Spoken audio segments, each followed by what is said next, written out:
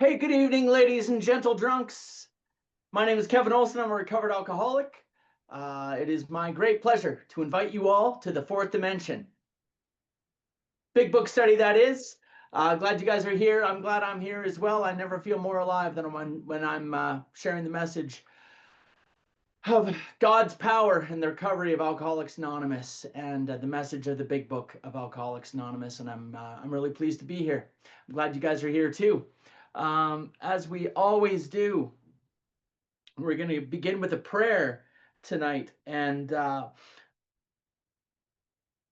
going to start with the set-aside prayer. Goes a little something like this.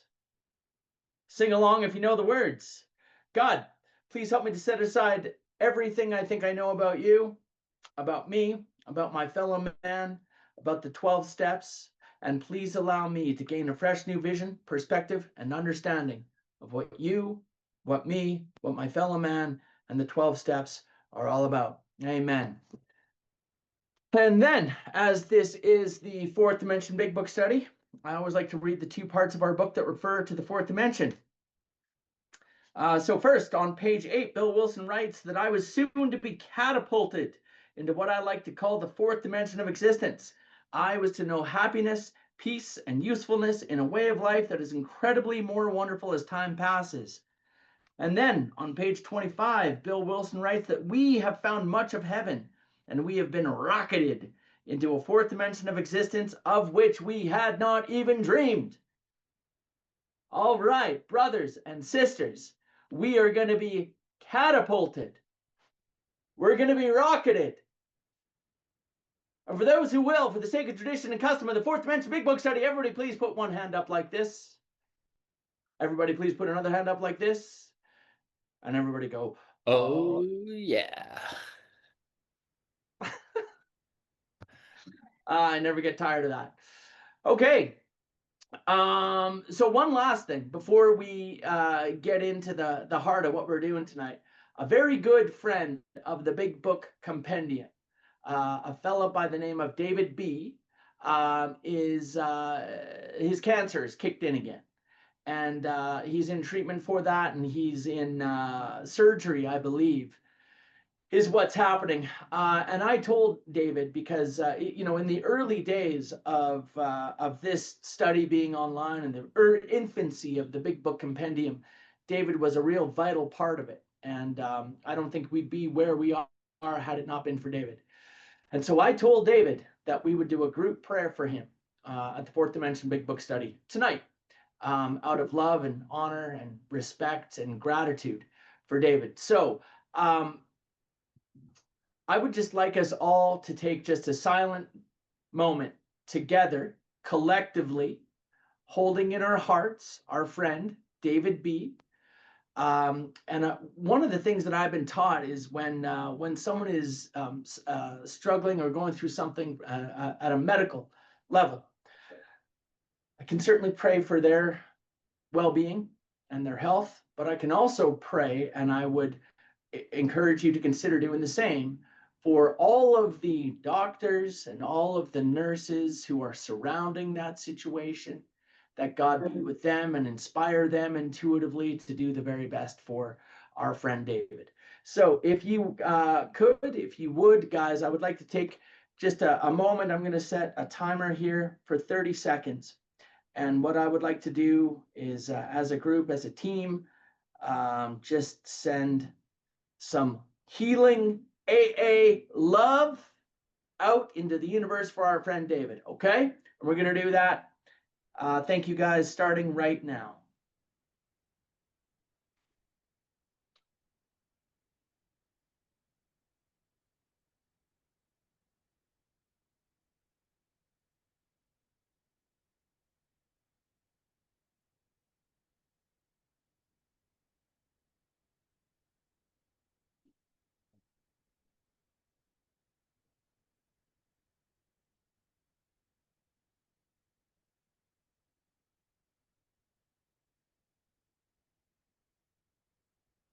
Very good. Thank you, everyone. Thank you, everyone. I'm sure, I'm guessing he's somewhere right now and he just got a warm feeling and he's not even sure why.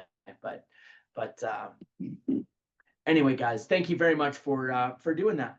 So tonight, guys, we're going to be back in the chapter more about alcoholism. We're gonna bridge both the chapter more about alcoholism tonight, and then we're going to bridge over into the chapter we agnostics, and we're going to talk tonight about. So fundamentally, guys, what we're going to do tonight is we're going to move from step one. Hey, we're going to move into step two. All right, we're making progress. Making progress. Well, progress if you're in Canada, and progress if you're in the United States of America. In any event, we are moving ahead. We are moving ahead. All right. So we are in the chapter more about alcoholism, and I want to start tonight at the bottom of page 38, where it says some of you are thinking. And what I want to do is really hammer home again this idea and our understanding of the idea of getting sober on self-knowledge. And I want to talk very specifically exactly about what that means. Okay. So bottom of page 38, let's just get right into it. My man Brad is here to do some reading for us. Always great to have you, Brad. Thank you so much.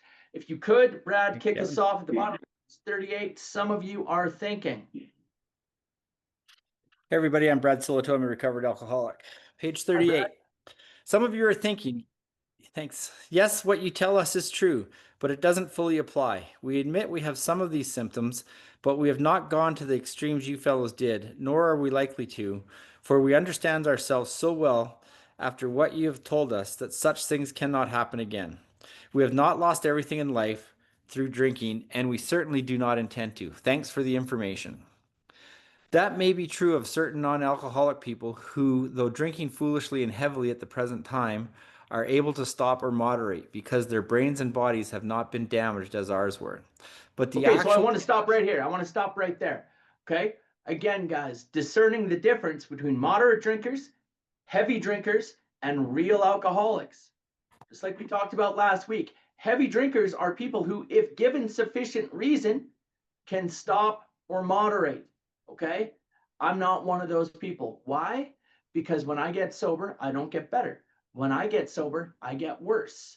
Okay. Here's something I want you guys to consider. In step one, we say we admitted we were powerless over alcohol, dash, that our lives had become unmanageable. Okay.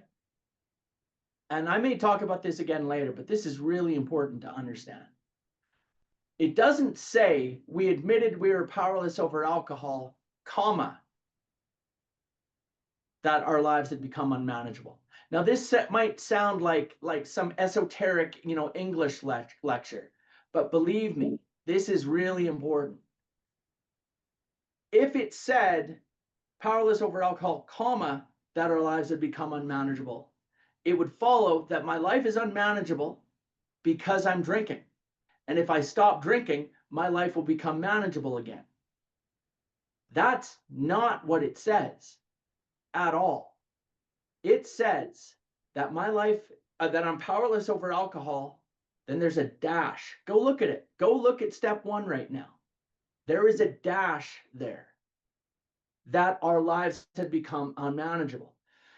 In the English language, that dash means everything. That dash is almost like a period.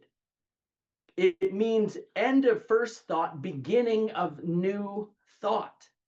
What that means is that my life is unmanageable when I'm drinking, yes, but it also means that my life is unmanageable when I am,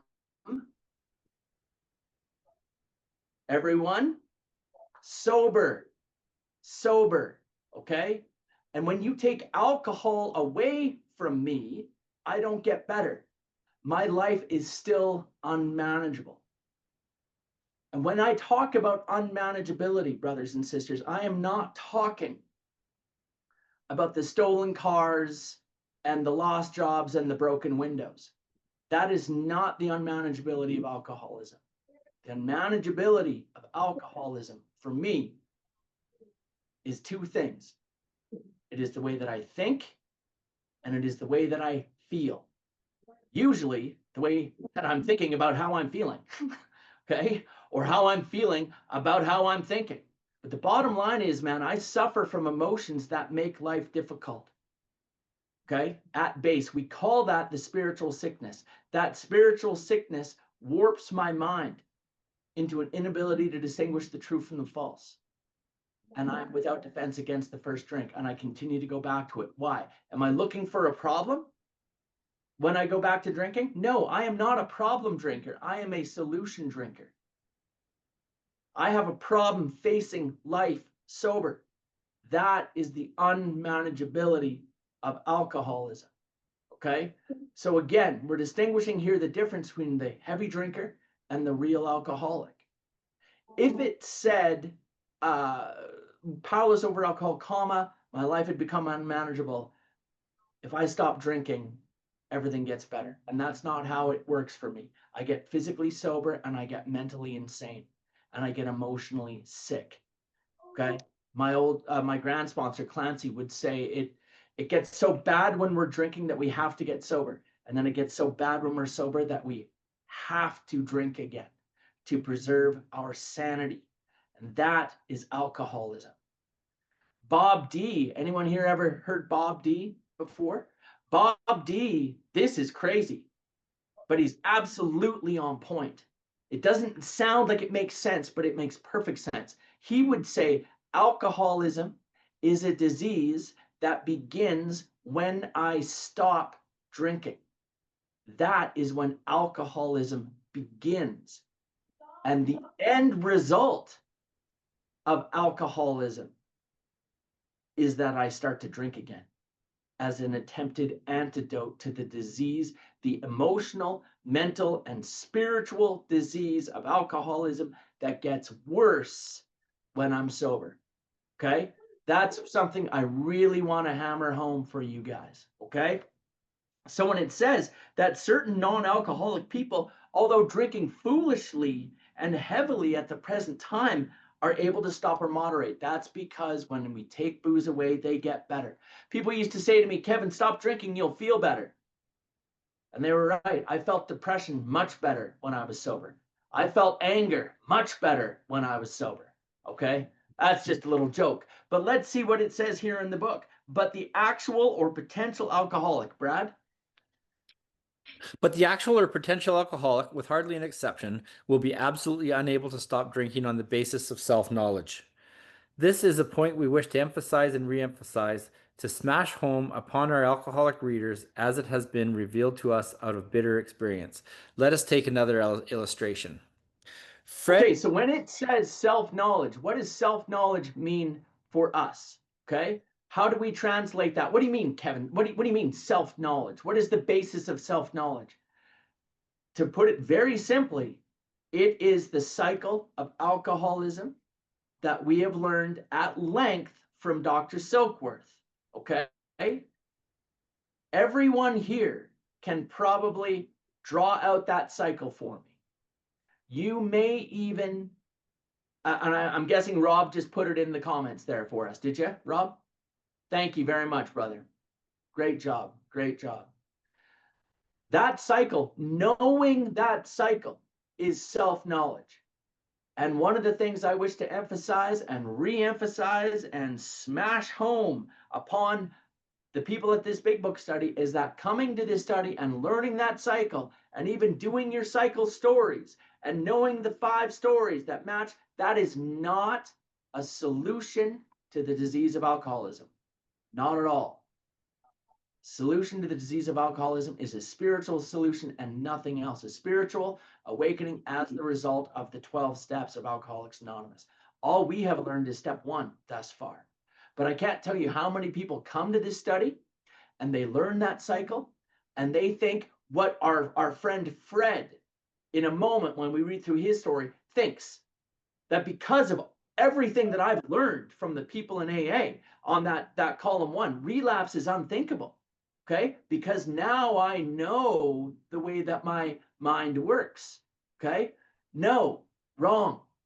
That is not a solution. Alcoholism is not something that I'm going to be able to think my way through, because when that unmanageability in sobriety kicks in, those emotions, those alcoholic emotions, that depression, that rage, that self-pity, that emptiness kicks in again.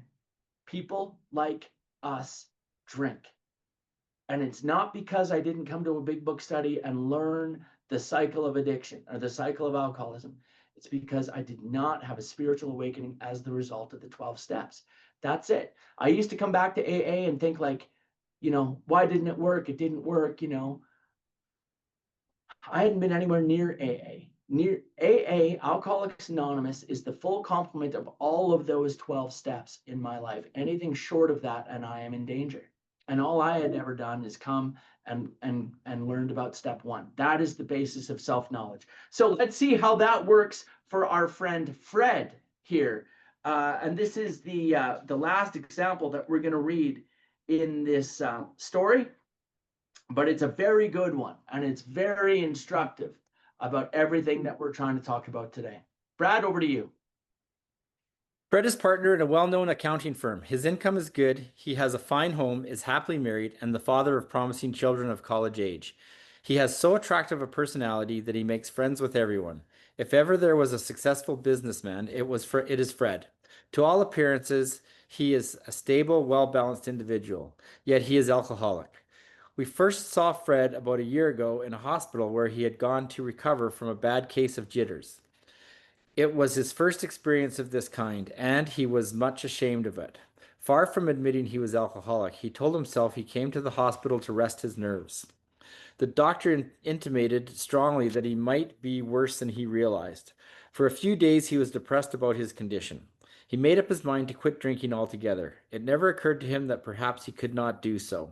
In spite of his character and standing, Fred would not believe himself an alcoholic, much less accept a spiritual remedy for his problem.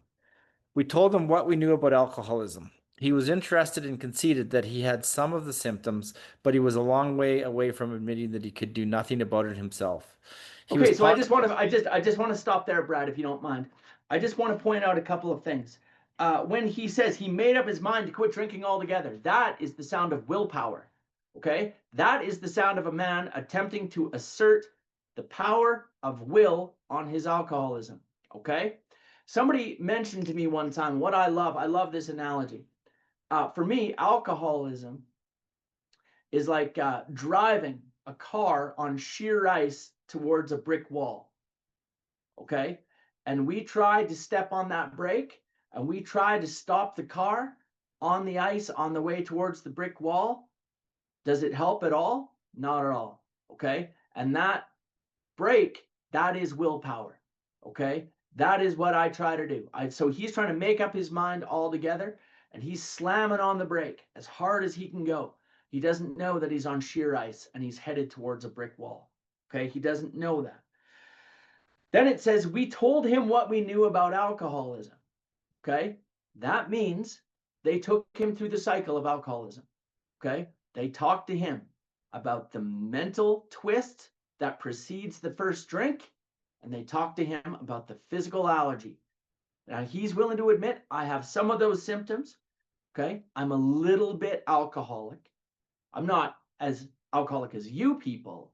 Okay, but I have a little bit of this problem. Okay, and he's going to start working. What he's going to do right now, he's going to try working Fred's program.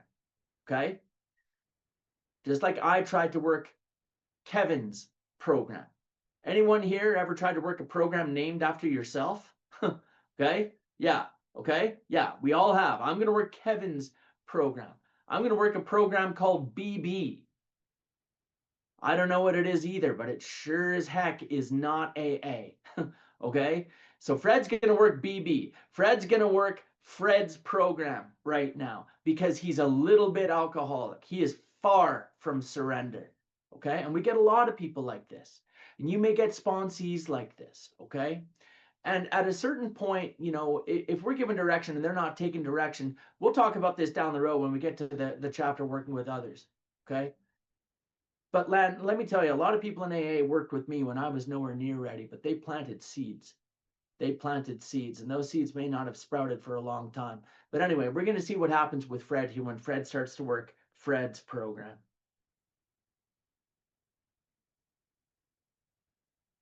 Oh, Brad, you're muted. Sorry. No problem.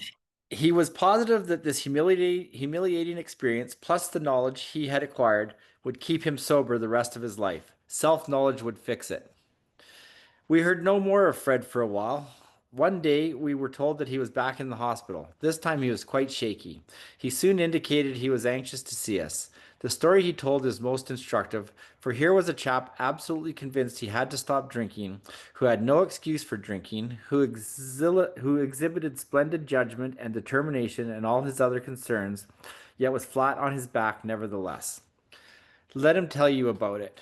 I was much impressed with what you fellows said about alcoholism, and I frankly did not believe it would be possible for me to drink again.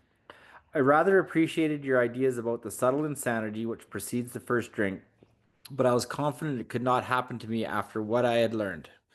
I reasoned I was not so far advanced as most of you fellows, and I had been usually successful in licking my other personal problems, and that I would therefore be successful where you men failed. I felt I had every right to be self-confident that it would be only a matter of exercising my willpower and keeping on guard. In this frame of mind, I went about my business, and for a time all was well. I had no trouble refusing drinks and began to wonder if I had not been making too hard work of a simple matter. One day I went to Washington to present some accounting evidence to a government bureau. I had been out of town before during this particular dry spell, so there was nothing new about that. Physically, I felt fine. Neither did I have any pressing problems or worries. My business came off well. I was pleased and knew my partners would be too. It was the end of a perfect day, not a cloud on the horizon. Okay, so listen, guys, I used to read this story, and this story actually confused me a lot because I'm the kind of guy like when I'm ready to drink, it was usually because I was in a lot of pain and things were not going well, and I was suffering greatly, and I don't have a very good poker face. Okay, like when I'm suffering, everyone knows about it. Okay, and this cat Fred, man, it's the end of a perfect day, not a cloud on the horizon. And I think unless you've read the story before, you know what's about to happen to this cat. All right, like things are not going to go well for him. The end of a perfect day, not a cloud on the horizon. What the heck? How could this be? Why would he drink again? Okay. I remember hearing former U.S. President Ronald Reagan talk about his father. His father was an alcoholic, and he said, "My dad, when things were bad, could stay sober.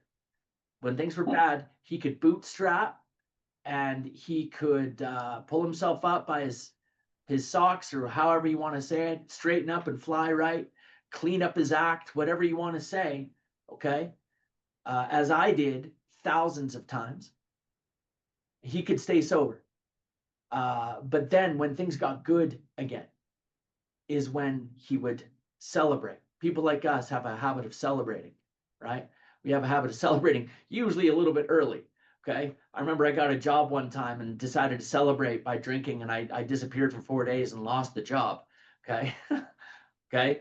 Celebrating. That's a true story. But listen, here's the other thing. Our book says that outward appearances are not inward reality. Outward appearances are not inward reality. And my sponsor used to say that he was, and I was, and most of us are masters of what he called image maintenance. Image maintenance. And I am fully capable of looking great on the outside and inwardly, even though not a cloud on the horizon, end of a perfect day, what's going on inwardly? Unimaginable, indescribable spiritual and emotional despair, resentment, fear, terror, depression, self pity, to the point of suicidality, to the point of wanting to take my own life. And then if you came to me and said, Kevin, how you doing? What would I say? Fantastic. It's the first word I ever learned in AA. I'm fantastic. Go to AA meetings like, Kevin, how you doing? Oh, I'm awesome. Just great. I'm so sober I can barely stand it. Okay? Stark raving sober, but looking okay on the inside. On the outside, rather. Managing on the outside. Image maintenance. And it occurred to me after time, this is what's going on with Fred. Okay? Our book talks about it as a boy whistling in the dark to try and stop himself from being scared. Okay? Fred, end of a perfect day, not a cloud on the horizon, but I bet you anything inside. Resentments and resentments from childhood, resentment, self-pity from life, unmanageability. The unmanageability of sobriety is what's going on with this guy. And we're going to see what's about to happen. Okay. And he's not going to have a drink, guys. He's going to have a thought.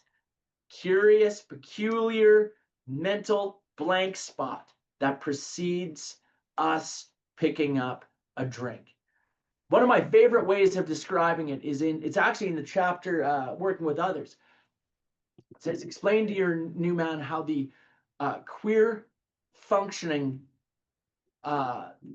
mental functioning surrounding the first drink impairs normal functioning of the will. We're going to see here how the queer mental functioning for Fred surrounding his first drink is going to impair the normal functioning of his willpower right now. Brad, over to you. I went to my hotel and leisurely dressed for dinner. As I crossed the threshold of the dining room, the thought came to mind that it would be nice to have a couple of cocktails with dinner. That was all, nothing more. Has he taken a drink yet? No. He has not taken a drink. All that has happened is that Fred had a thought. The thought came. And that's a scary thing, man. That's all it is. That's the difference between life and death for you and I. A simple thought. And if I am not able to combat that thought, that insane thought, with a power that I have gained through the access of the 12 steps, I am doomed to die an alcoholic death because I am doomed to take that drink every time I have that thought. Brad, you want to read us out for us? I ordered a cocktail and my meal. Then I ordered another cocktail. After dinner, I decided to take a walk. When I returned to the hotel, it struck me a highball would be fine before going to bed. So I stepped into the bar and had one. I remember having several more that night and plenty next morning. I have a shadowy recollection of being in an airplane bound for New York and of finding a friendly taxicab driver at the landing field instead of my wife. The driver escorted me about for several days. I know little of where I went or what I said and did. Then came the hospital with unbearable mental and physical suffering. As soon as I regained my ability to think, I went carefully over that evening in Washington. Not only had I been off guard, I had made no fight whatever against the first drink. This time I had not thought of the consequences at all. I had commenced to drink as carelessly as though the cocktails were ginger ale. I now remembered what my alcoholic friends had told me, how they prophesied that if I had an alcoholic mind, the time and place would come. I would drink again. They I had just want to point out it doesn't say if I had an alcoholic body. Okay, this is not about the physical allergy to alcohol. It's saying if I have an alcoholic mind. Okay, and mind, in my understanding, and the way that I reconcile this, is we have mental capacity, we have intelligence, and we have a spiritual capacity, we have a soul. At that intersection between mental and spiritual is mind. So if I have an alcoholic mind, which is to say, I have a spiritual sickness combined with a subtle form of mental insanity or obsession with respect to the first drink, that means I have an alcoholic mind. Okay? They had said that though I did raise a def that I sorry, they had said that though I did raise a defense, it would one day give way before some trivial reason for having to drink. Well, just that did happen and more. For what I had learned of alcoholism did not occur to me at all. I knew from that moment that I had an alcoholic mind. I saw that willpower and self-knowledge would not help in those strange mental blank spots. I'd never been able to understand people who said that a problem had them hopelessly defeated. I knew then it was a crushing blow. Two of the Well, members of listen, and I just want to point this out again, guys. There's a couple things that you'll hear in AA meetings that people will try to relate or sell as potential solutions to alcoholism. So one of them is, I think we talked about this before, but raise your hand if you've ever heard the saying, just play the tape through. Just play the tape through to the end. You ever heard that in an AA meeting? Our book showcases multiple places where it says, I am unable to do that. So please stop saying that in Alcoholics Anonymous meetings. Because if all I needed to do was just play the tape through to the end, I would never have gone through the years of relapse torture that I encountered.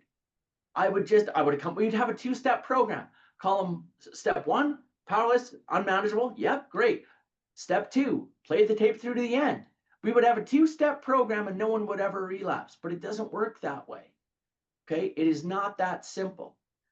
I'm unable to recall with sufficient force. What Fred says here, what I've learned of alcoholism did not occur to me at all.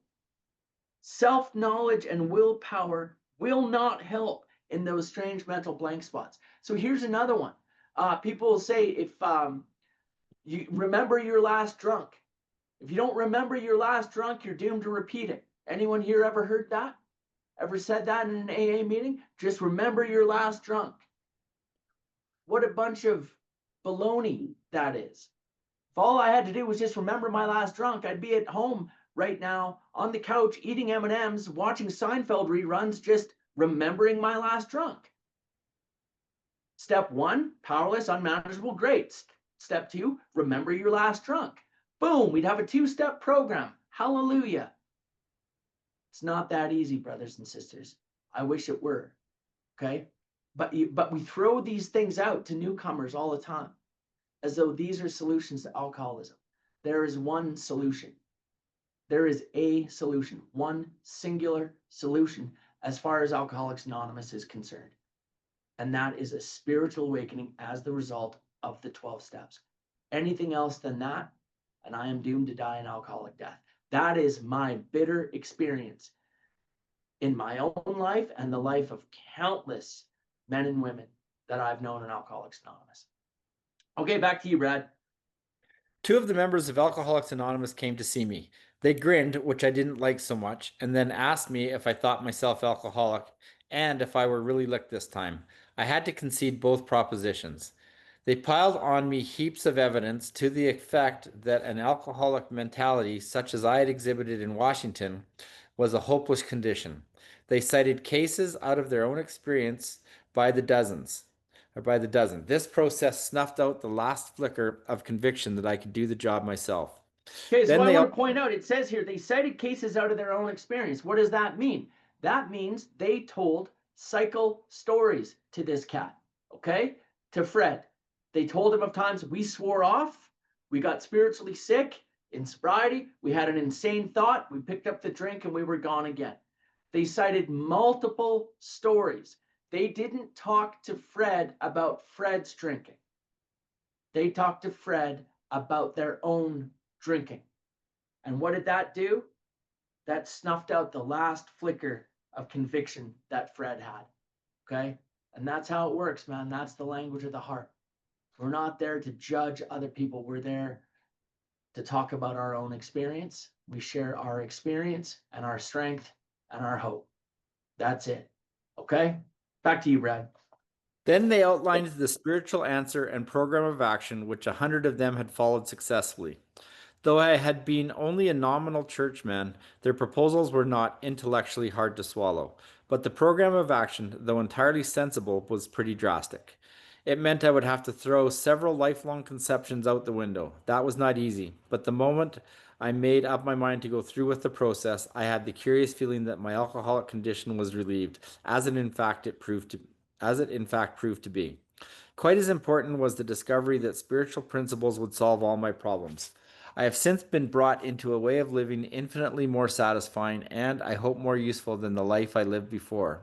My old manner of life was by no means a bad one, but I would not exchange its best moments for the worst I have now. I would not go back to it even if I could. Fred's story speaks for itself. We hope it strikes home to thousands like him. He had felt only the first nip of the ringer. Most alcoholics have to be pretty badly mangled before they really commence to solve their problems. Many doctors and psychiatrists agree with our conclusions. One of these men, staff member of a world renowned hospital, recently made this statement to some of us. What you say about the general hopelessness of the average alcoholic's plight is, in my opinion, correct. As to two of you men whose stories I have heard, there is no doubt in my mind that you were 100% hopeless, apart from divine help. Had you offered yourselves as patients at this hospital, I would not have taken you if had been able to avoid it. People like you are too heartbreaking. Though not a religious person, I have profound respect for the spiritual approach in such cases as yours. For most cases, there is virtually no other solution. Once more, the alcoholic at certain times has no effective mental defense against the first drink. Except in a few cases, neither he nor any other human being can provide such a defense. His defense must come from a higher power. All right, brothers and sisters, we are done. Step one. All right. Round of applause. We're done step one. Okay. We got through it. We got through it. Excellent. Now let's move into the solution. Okay. Now let's get rocketed. Now let's get catapulted into the fourth dimension. And we are, okay. And we're going to move into the chapter 4, page 44, we agnostics. Okay. And for those of you who've been in the study before, you'll know this. I'm going to say it anyway. You can go ahead, and I tell my sponsees, you can write step 2 in this chapter. This chapter is about step 2. This chapter is about me coming to believe in a power, that a power greater than myself can restore me to sanity. So let's talk about that really quickly. What do we mean in step 2 when we say restore me to sanity? All that we mean is that a power, a spiritual power, a supernatural power, whatever the power is, some type of power greater than myself can help me begin to understand the difference between the true and the false, that it can restore me to sanity with respect to that first drink. The type of thinking that we saw Fred exhibit, the type of thinking we saw Jim exhibit, the type of thinking we saw the jaywalker exhibit, the type of thinking we saw the man of 30 exhibit, the type of thinking we saw Bill Wilson exhibit, not the type of drinking, not the type of drinking, the type of thinking that precedes a relapse into alcoholism. Okay? Can a power greater than myself restore me to sanity with respect to that first drink? Keep it simple, brothers and sisters, okay? Please do not think that God is going to immediately come into your life in early recovery and solve every issue and every problem that you have. That will happen over time. I believe that, okay? But early on, guys, we are trying to achieve physical sobriety. Without physical sobriety, nothing else can happen. And when we're talking about step 2, we came to believe that a power greater than ourselves could remove that type of insane thinking fueled by that spiritual sickness that continued to drive me back to take a drink again. That is it. That a power greater than myself can help me to distinguish the true from the false. Okay? That is what we're doing in step 2. That is what step 2 is saying to us. Came to believe that a power greater than ourselves could restore us to sanity, could remove that alcoholic mind. Okay? So now this chapter is called We Agnostics. Okay? And an agnostic, it's a Greek, it comes from Greek. Ag meaning without, and gnosis meaning knowledge. Without knowledge of God. It doesn't mean that we don't have faith or belief in a God. What it means is I don't have a relationship with God. Certainly not a relationship sufficient enough to restore me to sanity. Okay? We get people all the time who come to AA that are willing to say they believe. Bill Wilson calls it the man speaking of faith and reeking of booze. What do you say to the man full of faith and reeking of booze? Right? How could it be? How could I be drunk? It's because we are without knowledge. It is one thing, guys, for me to believe in God. It is another for me to have him in my heart. It is possible for me to believe in God and yet keep him out of my life. Okay? And the purpose of the 12 steps is to open us up to that power. Okay? So we agnostics without knowledge. And notice the chapter doesn't say 2 agnostics or 4 agnostics. It's called We Agnostics. Why? Because we are all agnostic when we get to Alcoholics Anonymous. None of us have a sufficient relationship with God. And all of us can continue to grow in our ongoing relationship with God. All of us. No matter how long we've been sober, how many times we've done the steps, how many meetings we go to, all of us are in a place where we can start to grow and continue that relationship. Some of us, like myself, came to AA with no relationship or no belief in God at all. There are times in my life where I had considered myself an atheist. And little by little, and we're going to talk about this. We'll talk about it today, time permitting. We'll talk about what do we do? And Bill Wilson really talks about in the 12 and 12 in step 2, 3 types of people that you'll encounter in AA. People with absolutely no belief in God and who actually are defiant about that. Number 2, the intellectually self-sufficient man or woman, which I tended towards as well. I was so smart when I got to AA, I almost was dead. That's how smart I was. Okay, and then number 3 is the person full of faith but reeking of alcohol. How do we deal with these 3 different types of people? In my experience, by keeping it simple. That is it. Keep it very, very simple. Because the door that we're trying to walk through is very broad. It's a big, broad, beautiful door. Okay. And it's easier to get through. If you're here tonight and you're, in that atheist camp and thinking, I think I know most of you on this call right now, so I'm not going to belabor it. But if you're here and you're struggling just with the idea of coming to believe in anything, Cease Corrigal, there was a guy named Cease Corrigal from Prince Albert, Saskatchewan, who's sober, over 60 years. People would say, Cease, how do we come to believe? He would say, make believe. Just make believe. My friend Brett used to say, just pretend that there is a God. Just pretend. Okay?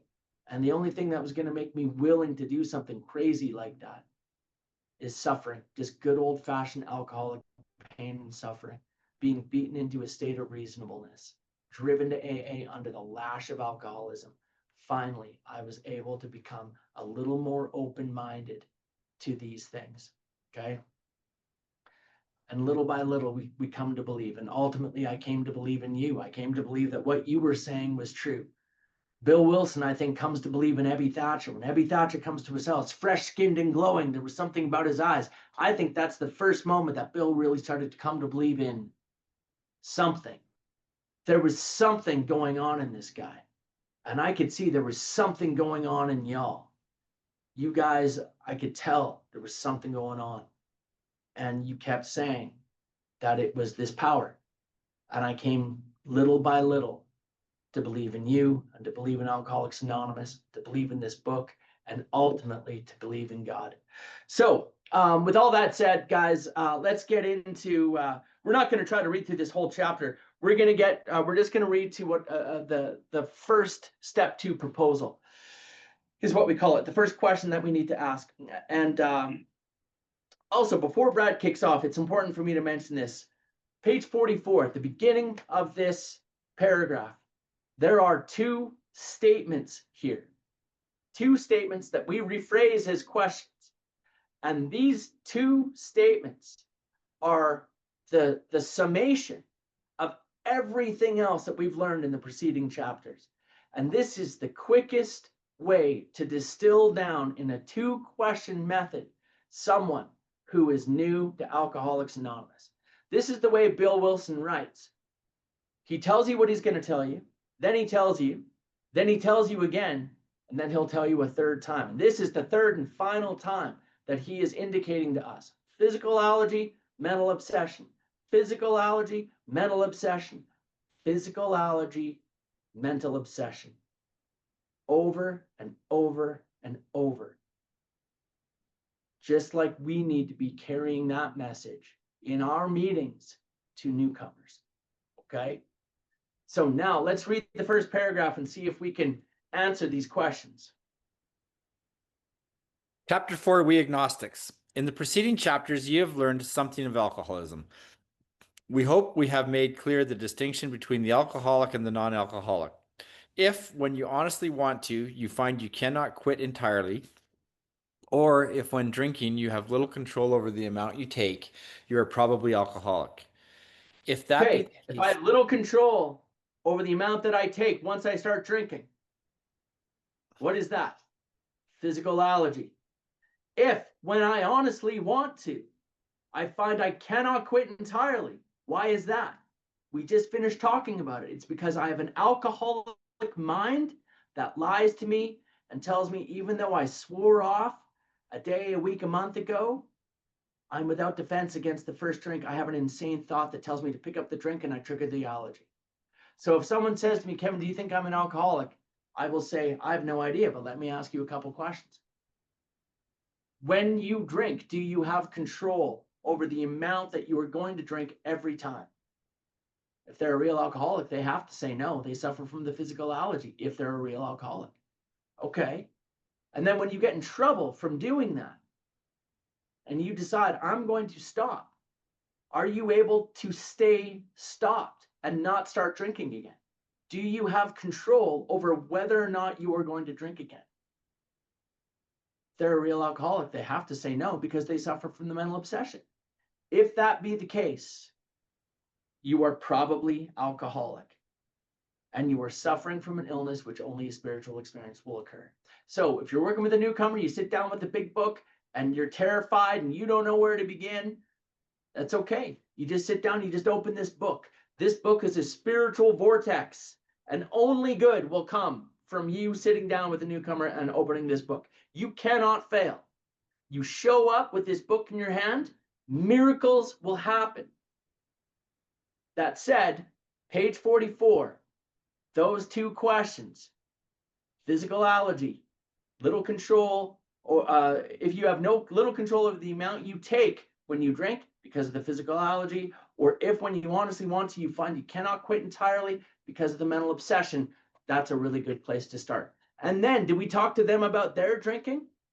No, we talked to them about everybody now. Everybody, let me see you. Let me see some thumbs. Our drinking. We talked to them about our drinking. And that's how we carry the language of the heart. All right. There, guys. Now we're done step one. Okay. Now, seriously, guys, seriously, that's it. Okay. Now I mean it this time. We're really done step one. Okay. Now let's get into it, brother. Back to you, Brad. If that be the case, you may be suffering from an illness which only a spiritual experience will conquer. To one who feels he is an atheist or agnostic, such an experience seems impossible. But to continue as he is means disaster, especially if he is an alcoholic of the hopeless variety. To be doomed to an alcoholic death or to live on a spiritual basis are not always easy alternatives to face. But it isn't so difficult. About half our original fellowship were of exactly that type. At first, some of us tried to avoid the issue, hoping against hope we were not true alcoholics. But after a while, we had to face the fact that we must find a spiritual basis of life or else. Perhaps it is going to be that way with you. But cheer up, something like half of us thought we were atheists or agnostics. Our experience shows that you need not be disconcerted. If a mere code of morals or a better philosophy of life were sufficient to overcome alcoholism, many of us would have recovered long ago. But we found that such codes and philosophies did not save us, no matter how much we tried. We could wish to be moral, we could wish to be philosophically comforted. In fact, we could will these things with all our might, but the needed power wasn't there. Our human resources, as marshaled by the will, were not sufficient. They failed utterly.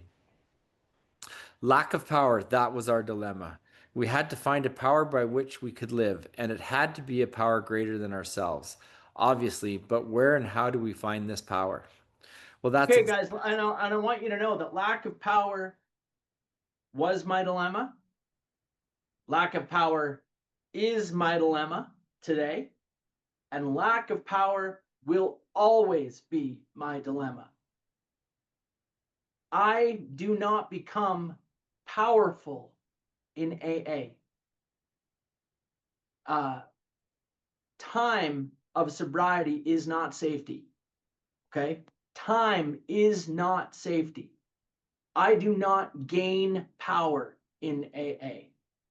What I do get is something much better. I gain access to the power. The power. It's not my power. I am a flimsy reed at best, believe me. Our human resources as marshaled by the will. Little King Kevin, trying as he might to fight the battle, is done. Done. I heard someone say one time, for me to try and beat alcoholism on my own is like me thinking I'm going to get in the ring with Mike Tyson, the boxer in his prime. Or maybe anyone here like MMA, UFC. Okay. How about Khabib Nurmagomedov? Okay. I'm going to get in the ring with Khabib. Okay. And think that I'm going to somehow, I'll just, if I can just, my ground game is really strong. If I just get into grappling, it'll, like, no, I'm done. Stop fighting. I have no power. Lack of power is my dilemma. We gain access to the power, and it is a much, much more beautiful thing. It's incredible. Okay. It's the greatest thing I've ever known in my life. And when we talk about the fourth dimension of existence, this is what we mean. We have gained access to the power. And it's a joy, and it's a real joy for me to be here with you guys and to show you how we do it. So back to you, Brad. Well, that's exactly what this book is about. Its main object is to enable you to find a power greater than yourself, which will solve your problem. That means we have written a book which we believe to be spiritual as well as moral. And it means, of course, that we're going to talk about God. Here, difficulty arises with agnostics. Many times we talk to a new man and watch his hope rise as we discuss his alcoholic problems and explain our fellowship. But his face falls when we speak of spiritual matters, especially when we mention God, for we have reopened a subject which our man thought he had neatly evaded or entirely ignored. We know how he feels. We have shared his honest doubt and prejudice. Some of us have been violently anti religious. To others, the word God brought up a particular idea of him with which someone had tried to impress them during childhood. Perhaps we rejected this particular conception because it seemed inadequate. With that rejection, we imagined we had abandoned the God idea entirely. We were bothered with the thought that faith and dependence upon a power beyond ourselves was somewhat weak, even cowardly. We looked upon this world of warring individuals, warring theological systems, and inexplicable calamity with deep skepticism. We looked askance at many individuals who claimed to be godly. How could a supreme being have anything to do with it all? And who could comprehend a supreme being anyhow? Yet, in other moments, we found ourselves thinking, when enchanted by a starlit night, who then made all this? There was a feeling of awe and wonder, but it was fleeting and soon lost. Yes, we of agnostic temperament have had these thoughts and experiences. Let us make haste to reassure you. We found that as soon as we were able to lay aside prejudice and express even a willingness to believe in a power greater than ourselves, we commenced to get results, even though it was impossible for any of us to fully define or comprehend that power, which is God. Okay, and let me be clear, guys. At no point does Alcoholics Anonymous ask me to define or comprehend God. That's not what we need to do here. It gave me the two things I need to do. One is to stop fighting, lay aside prejudice. Okay. If, I heard a speaker say, like, if you're in a cage with a gorilla and the gorilla is killing you, get out of the cage. Get out of the cage. If you're in the ring with Khabib Nurmagomedov and he is twisting you into a pretzel, tap out. Tap out. Okay? And then lay aside prejudice against this power, against AA, against the people. Just lay it aside and express even a willingness to just try that there could be something. Okay? And we're going to talk in a moment about exactly what the first step 2, when I take my sponsees through step 2, there's 2 questions that we ask. Okay? And we're going to talk about the first one tonight. So lay aside prejudice and express even a willingness. At no point do I need to see. My problem is I thought that I needed to define and comprehend. And I'm a bit of a self-proclaimed intellectual. I'm the only one proclaiming that, by the way. Okay? And I studied religious philosophy in university. And I read books on theology. I tried to find a mere code of morals or a better philosophy of life in the New Age book section of Chapters or Barnes and Noble or whatever y'all have in the United States. You guys have Chapters in the United States? Barnes and Noble, that book, the bookstore. We read wordy books and indulged in windy arguments. Okay? And as I said, I was so smart, I was almost dead, trying to define and comprehend God, because I wanted to intellectually somehow rise above without actually having to surrender to the power in the first place and actually do anything. Alcoholics Anonymous is not an intellectual game. In fact, my sponsor used to say, Kevin, for you, thinking is not a tool. There's no one who is ever too unintelligent to understand Alcoholics Anonymous, but there's a lot of people who outsmart their way into a grave. Okay? Trying to define and comprehend God. I just needed to keep it simple. Lay aside prejudice and then express even a willingness to begin down a spiritual path. Brad, back to you. Much to our relief, we discovered we did not need to consider another's conception of God. Our own conception, however inadequate, was sufficient to make the approach and to effect a contact with Him. As soon as we admitted the possible existence of a creative intelligence, a spirit of the universe, underlying the totality of things, we began to be possessed of a new sense of power and direction, provided we took other simple steps. We found that God does not make too hard terms with those who seek Him. To us, the realm of spirit is broad, roomy, all-inclusive, never exclusive or forbidding to those who earnestly seek. It is open, we believe, to all men. Beautiful. Beautiful. Whoever you are, wherever you're at, whatever you've done, we love you. We're glad you're here. The realm of the spirit is broad, roomy, all-inclusive. It is open absolutely to you. Broad, roomy, all-inclusive. Okay? Where else are you going to find the deal where you get to pick your own God, man? You show me somewhere else on planet Earth where you get to find your own God.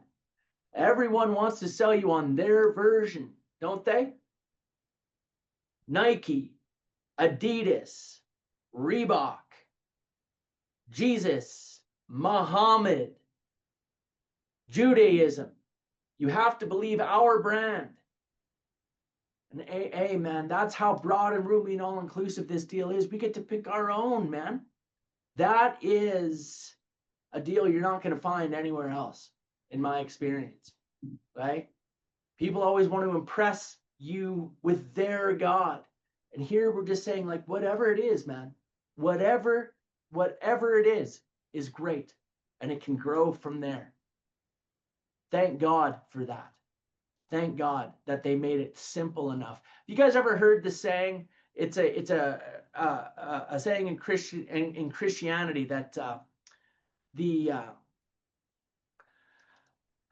man is less likely to get into heaven with money than for a camel to get through the eye of a needle.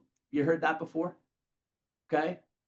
I used to think that like that actually meant like a camel like through the eye of like a little needle, and that's not what it means. What it means is they used to have big doors in castles to get into, and there would be a small little door at the bottom that was called the eye of a needle. And the only way that a camel can get through that is if they unload all the stuff off the camel first, then the camel can get through the eye of that needle. That's what it means when you hear that phrase, to get a camel through the eye of a needle. And what that means is we have to let go of all this old stuff. We have to let go. Many of us have tried to hold on to our old ideas, but the result was nil until we let go absolutely. We have to unload everything. And then the door is broad, roomy, all-inclusive to all of us. And we get to pick our own deal here in AA. Brad, back to you. When therefore we speak to you of God, did I read that part? No. When therefore we speak to you of God, we mean your own conception of God. This applies too to other spiritual expressions which you find in this book. Do not let any prejudice you may have against spiritual terms deter you from honestly asking yourself what they mean to you. At the start, this was all we needed to commence spiritual growth. No effect to affect our first conscious relation with God as we understood him. Afterward, we found ourselves accepting many things which then seemed entirely out of reach. That was growth. But if we wished to grow, we had to begin somewhere. So we used our own conception, however limited it was. We needed to Okay, guys, so there's step two proposals. There's two questions that I ask my sponsees. This is the first one, very simply. And you may want to make a little note in your book. Okay, step two, first proposal. Step two, first question. Okay, when you're sponsoring newcomers, this is the first step two proposal that we ask. It's very simple. We needed to ask ourselves but one short question. Do I now believe, or am I even willing to believe, that there is a power greater than myself? As soon That's as it. That's it. It doesn't even say God. You see that? Do I now believe, or am I even willing? It doesn't even say I have to believe. Just, are you willing to believe? Are you willing to believe? How much wider could they make this door for us? Are you willing to believe that there could be a thing? Can we, like, can you start there? Like, yeah, we can start there. Okay, we can start. Are you willing to believe that there could be a power? Yes. I don't know many people that read that thing about the starlit night that think like, nah, I've never looked at the stars and thought anything. No, man. We all, like, there is something magical about it. Okay. How do you come to believe? Make believe. Make believe that magic could be real. Just make believe. Just try. Pretend that there's God. Are you willing to try that? Okay. Now, I will say my experience, and maybe you guys will echo this as well. 98% of the time, 98% of the people that I've ever worked with, and you ask them that question, do you now believe, or are you willing to believe? Their answer is yes. Their answer is like, yeah, I've been to AA meetings. There's something going on. Yes. Very, very, very, very, very rarely. Maybe even 99%. However, what do you do with a person who says, I don't know, man. No, I don't really, like, I don't think that they're, I don't know. There's no reason for me to believe in anything like that. Okay. What I will do with people of that stripe is ask them this question. I will say, okay, let me ask you this. Do you believe that I believe in God? Do you believe that I believe? And they'll say, anyone who knows me will say, yeah, I believe that you believe. Yeah, I believe that. It's like, okay, we can start there. Okay. If you can believe that I believe, you can come to believe in my belief. Okay. You can come to believe in the God, ultimately, the belief of the God that I believe in. And we can start there. If you're willing to believe, if you believe that I believe, we can start on that basis, and we can start to grow towards this power. The other thing, guys, is I can also pray. Okay. And I instruct my sponsees to start praying. I give them that direction before we even do step 2. And one of the things I can pray is, God, I don't have any faith or belief in you whatsoever. I do not think you are real. But I don't want to drink and I don't want to live this way anymore. That's it. Amen. Okay. You know what God does with a prayer like that? He smiles ear to ear, baby. Ear to ear. Sister Ignatia in the Akron Hospital used to say God's favorite sound is the voice of a stranger. God's favorite sound is the voice of someone that he has never heard from before. Someone whose first entrance into God. And I can pray for faith. God, help me to have more faith in you. God, help me to come to believe in you. I want to believe in you. If you're at a place where you want to believe in God, you're set. Set. What our book says is that as soon as a man can say he does believe or he is even willing to believe, we emphatically assure him he's on his way. I emphatically assure you, if you're in a place where like, yeah, I want what Kevin was talking about on Tuesday night. I know I don't have it, but I want it. Then it's yours and you will have it. To have that willingness to move in that direction is everything. The next thing it says, Brad, I'll finish the paragraph for us because this is poetry for me. This is like Mozart. I love these things are part of my soul now, what we're about to read right now. It has been repeatedly proven among us upon this simple cornerstone, a wonderfully effective spiritual structure can be built. And when I think of a wonderfully effective spiritual structure, what I like to think of, have y'all ever seen those pictures of cathedrals? Cathedrals in Europe, like those just big, incredible, beautiful churches. That's what we can build for our lives upon a simple cornerstone of, yes, I am willing. There could be something. I want to believe in something. Everything can change from there. And I get to build those cathedrals. And where do we build them? I build them in here. I build them inside of myself. A place where I can go to the secret place. In the turmoil in life, in the certain trials and low spots, a place where I can go and be well inside. That is where true humility lies, inside with God, of my own understanding, my own relationship with God. Okay. And then one of my sponsees, who is on the indigenous side of life, reminded me that it doesn't have to be a cathedral, Kevin. You know, it could be a teepee. It could be a sweat lodge as well. And yeah, it could be a mosque. Great. It could be a synagogue, whatever. But we can build it. You can build it. Everyone on this call can build it. And if you're here and you have something that you have built, we can keep building, can't we? Okay? We can keep building day after day, year after year. It's a beautiful thing. And anyway, guys, that's the first step to proposition. We'll talk about the next one next week. Guys, I'm glad. Thank you, everyone, for coming. We're going to finish tonight with the Lord's Prayer. And then don't run away.